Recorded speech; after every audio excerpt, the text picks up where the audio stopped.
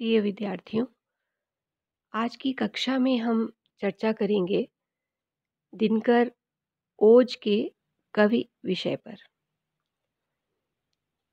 आधुनिक हिंदी साहित्य में जन जागरण की जो काव्य धारा भारतेंदु हरिश्चंद्र से प्रारंभ हुई थी, दिनकर उसी के एक प्रमुख कवि हैं। उनकी कविताओं में योद्धा सा गंभीर घोष, अनल सा तीव्र ताप और सूर्य का सा प्रखर तेज मिलता है और इसीलिए वे अनल के कवि भी कहे गए हैं। दिनकर का काव्य ओज का काव्य है। उनकी कविता का मूल स्वर राष्ट्रीय भावना और जनमानस में नवीन चेतना उत्पन्न करना है। उनके काव्य का स्वर विविधतापूर्ण है। उसमें पौरुष की आग है, उसमें राष्ट्रीयता की भावना है और उसमें विश्व प्रेम का संदेश भी है। दिनकर की कविताओं की काव्यगत प्रवृत्तियों के अध्ययन के लिए या इस विषय पर विचार करने के लिए कि दिनकर ओज के कवि हैं, हमें कुछ बिंदुओं पर विचार करना होगा। ये बिंदु हैं: पहला, राष्ट्र प्रेम; दूसरा, क्रांति के स्वर; तीसरा है अतीत का गौरवगान; चौथा बिंदु है पौरुष की भाषा; पांचवा बिंदु है राष्ट्रीय अखंडता का समर्थन और छठा बिंदु है युगानुरूप विचार। सातवां बिंदु है ओज का काव्य। और विद्यार्थियों, इन्हीं बिंदुओं को दृष्टिगत रखते हुए, इन्हीं पर ध्यान देते हुए हम आज के विषय की चर्चा करेंगे। पहला बिंदु है राष्ट्र प्रेम। हम देखते हैं कि दिनकर राष्ट्रीय चेतना के बड़े प्रखर कवि हैं। उनका राष्ट्र प्रेम दो रूप में व्यक्त हुआ है: अतीत के महिमा वर्णन के रूप में और वर्तमान परिवेश में व्याप्त संघर्ष जनित यानी संघर्ष से उत्पन्न स्थितियों के चित्रण के रूप में। एक कविता में पूछते हैं, तू पूछ अवध के राम कहाँ, वृंदा बोलो घनश्याम कहाँ। दूसरा बिंदु है क्रांति का स्वर। दिनकर के काव्य का प्रमुख स्वर क्रांति कहा गया है। वे कविता को वैचारिक क्रांति का स्वर पैदा करने का माध्यम मानते हैं। रश्मिरथी में कहते हैं, संग्राम सिंधु लहराता है, सामने प्रलय गहराता है। तीसरा बिंदु है अतीत का गौरवगान।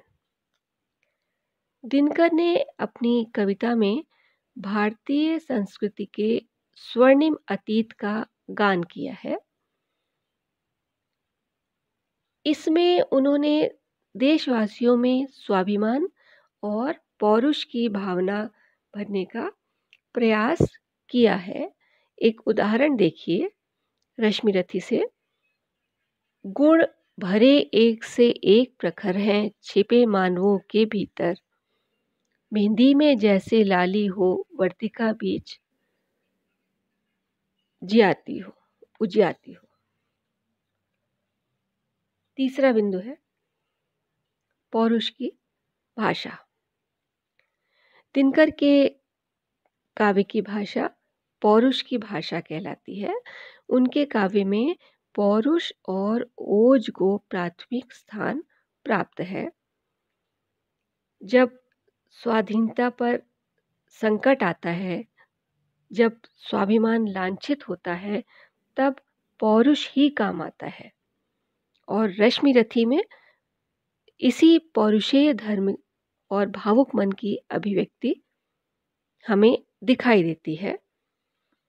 उदाहरण देखिए, तन से समर शूर, मन से भावुक, स्वभाव से दानी, जाति गोत्र का नहीं, शील का पौरुष का अभिमानी।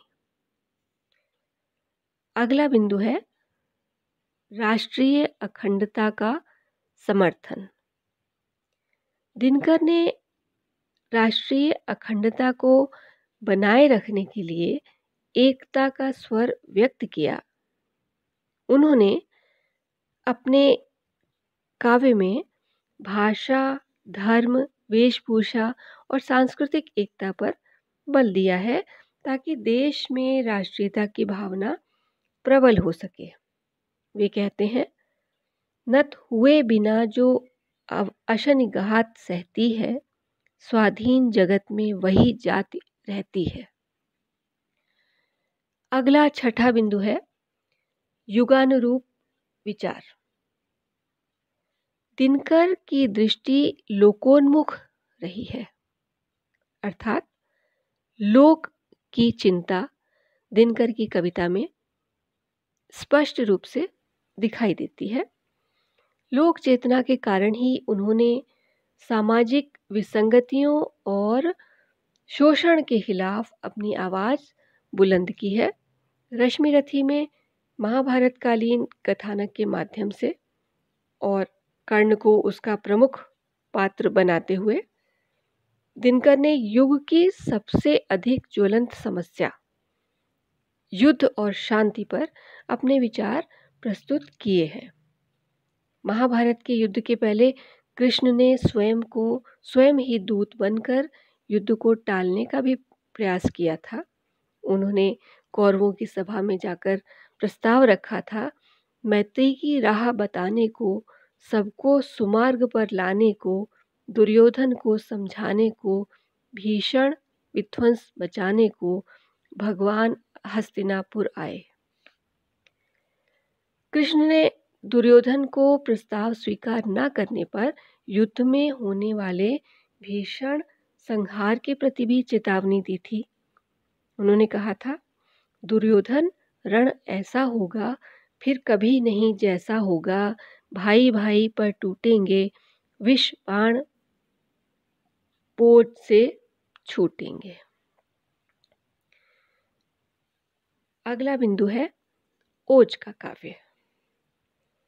दिनकर का काव्य ओज का काव्य है, जिसमें उन्होंने शिथिल पड़े जनमानस में फिर से उत्साह के संचार का प्रयास किया है। उन्होंने रश्मिरथी में वीरों की पहचान बताते हुए कहा है, शूरमा नहीं विचलित होते, क्षण एक नहीं धीरज खोते, विघ्नों को गले लगाते हैं, कांटों में राह बनाते हैं। इस तरह से हम देखते हैं कि दिनकर भारतीय संस्कृति के पोषक थे।